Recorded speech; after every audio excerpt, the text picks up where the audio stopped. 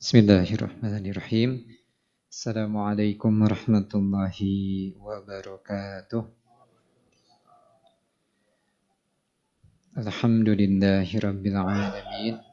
Wassalatu wassalamu ala Rasulillah wa ala alihi wa sahbihi ajma'in. Bapak-bapak, ibu-ibu, jamaah salat zuhur yang Allah muliakan. Insyaallah tema kultum hari ini adalah taklid dalam beragama. Bapak-bapak, ibu-ibu barangkali sering mendengar kata taklid. Ini adalah kata dalam bahasa Arab dari kata qallada yuqallidu. Kalau itu fi'il, kata kerja yang artinya mengalungkan atau menggantungkan sesuatu. Sedangkan taklid itu sendiri secara bahasa bisa diterjemahkan dengan kata, kalau bahasa anak muda sekarang mungkin copy paste. Copy paste kalau kata kita mah. Alias menjiplak, meniru. Kalau dalam secara istilah beragama, mungkin lebih sering kita dengar kata sesuatu yang sebenarnya agak negatif begitu ya. Jadi taklid itu biasanya diterjemahkan dengan fanatik. Bahkan ada tambahannya, fanatik buta. Sehingga sebagian orang itu berkeyakinan yang namanya taklid itu adalah sesuatu yang dilarang. Karena tadi fanatik buta. Dan sebenarnya Bapak Ibu sekalian, ini sebelum kita bahas dalam konteks agama, yang namanya taklid itu dalam keseharian kita itu lumrah, biasa kita lakukan. Bahkan dalam berbagai macam hal. Kalau kita ke dokter, ini kebetulan di sini banyak, atau konteksnya kita di rumah sakit gitu. Kalau kita ke dokter, bahkan mungkin kita nggak kenal dokternya itu siapa, karena barangkali baru pertama kali berobat, cek dokter teh, Bapak harus banyak istirahat. Cek dokter teh, Bapak jangan makan seblak. Cek dokter teh, Bapak harus minum obat ini. Bapak nanya enggak? Atau ibu nanya enggak? Buat apa dok? Kira-kira nanya enggak? Sebagian kita mungkin boro-boro gitu. Boro-boro nanya. Sami'na wa ata'na. Itu teh dokter yang belum kita kenal. Apalagi kalau kita mengenal, misalnya dokter itu udah mah dokter, udah mah spesialis, misalnya SPPD, spesialis penyakit apa Pak? Bukan penyakit duit Pak, penyakit dalam. Tambah lagi DR-nya ada dua, DR yang pakai huruf kecil sama DR-nya D-nya huruf besar gitu. Sudah S3 juga, bahkan mungkin ada di belakangnya, di depannya ada prof juga. Panjang gelarnya, maka mungkin kita semakin taklid. Nggak berani nanya, karena kita berkeyakinan bahwa memang keahliannya di situ. Kalau kita berani membantah, lah siapa lu gitu. Itu dalam keseharian. Atau misalnya dalam contoh yang lain, kata-kata fanatik buta itu barangkali bukan hanya berlaku dalam hal tadi kesehatan, kita ke dokter. Kemarin ada seorang anak SMK tersesat di gunung apa ya, Merbabu atau apalah di Jawa. Dia orang Semarang. Baru ya anak SMK belasan tahun. Dia baru pertama kali ke gunung, kemudian dia tersesat. Bayangkan. Tersesat di gunung, ketinggalan atau pokoknya mah ditinggalkan atau ketinggalan lah gitu ya oleh rombongannya. Kemudian sampai 3 hari baru ketemu. Alhamdulillah ketemu. Masya Allah itu. Pendaki gunung yang berpengalaman aja jarang gitu yang dalam 3 hari selamat gitu. Karena memang alhamdulillahnya dia tidak jatuh. Dia hanya tertinggal dari rombongan. Tersesat. Nah ketika ditanya oleh yang menemukan, gimana caranya kamu bisa selamat? Ya pokoknya dia berbekal air minum seadanya, mungkin air hujan atau air embun dan lain sebagainya. Kemudian dia tidak sampai tersesat lebih jauh. Kata dia gini, saya dikasih bisikan katanya, ada burung lewat muter-muter di depan saya atau di atas saya. Kemudian dia seolah-olah ngasih tahu jalan.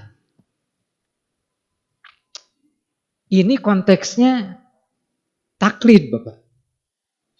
Jadi jangankan kepada manusia, ke burung aja dalam kondisi tertentu kita bisa taklid. Dalam kondisi kita memang tidak merasa punya sesuatu.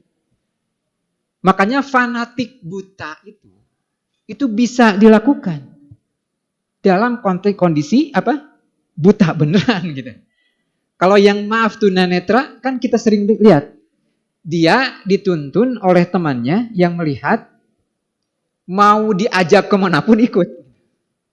Itu untuk orang yang memang betul-betul nggak bisa melihat.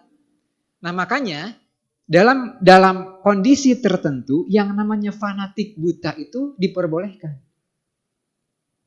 Tetapi, nah untuk orang yang lain yang melek, misalnya kalau dalam kita mau ke suatu tempat misalnya begitu ya, kita tahu daerahnya meskipun kita nggak hafal betul, karena bukan orang situ, maka misalnya kita nanya ke orang lain, kita pernah ke situ misalnya, sekali atau 2 kali, cuma lupa ingat gitu.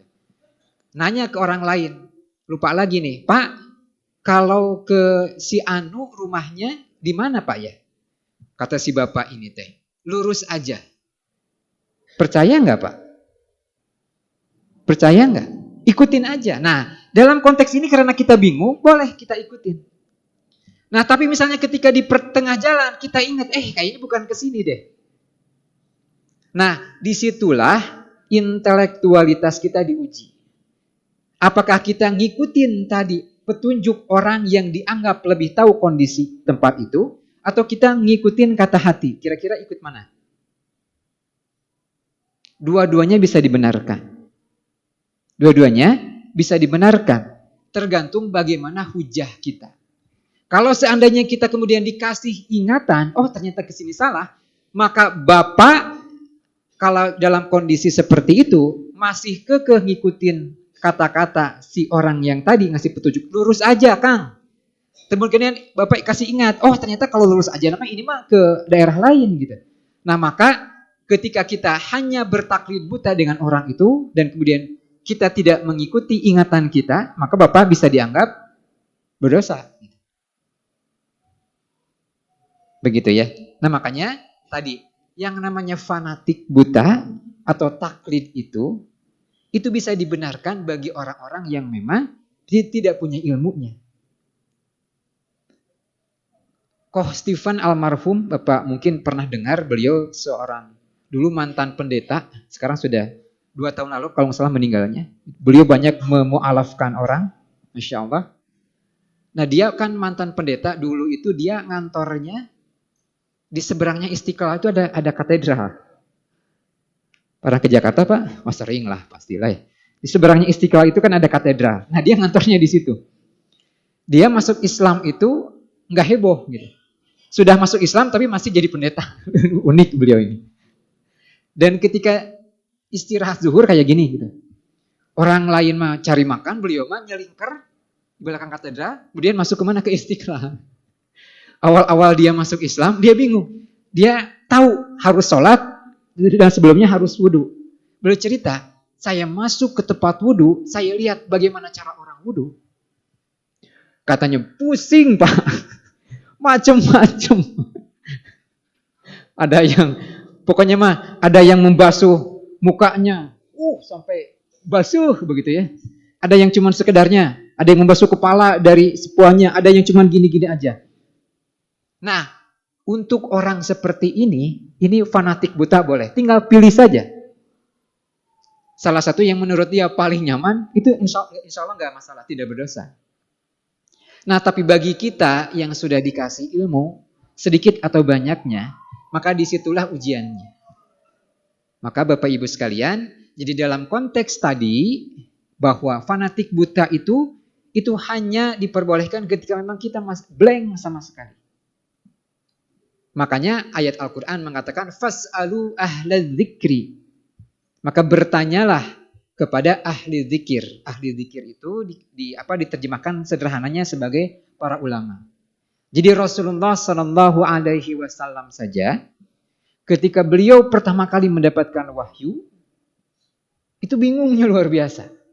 Jadi jangan mentang-mentang beliau seorang Rasul itu langsung tring tahu segalanya, enggak.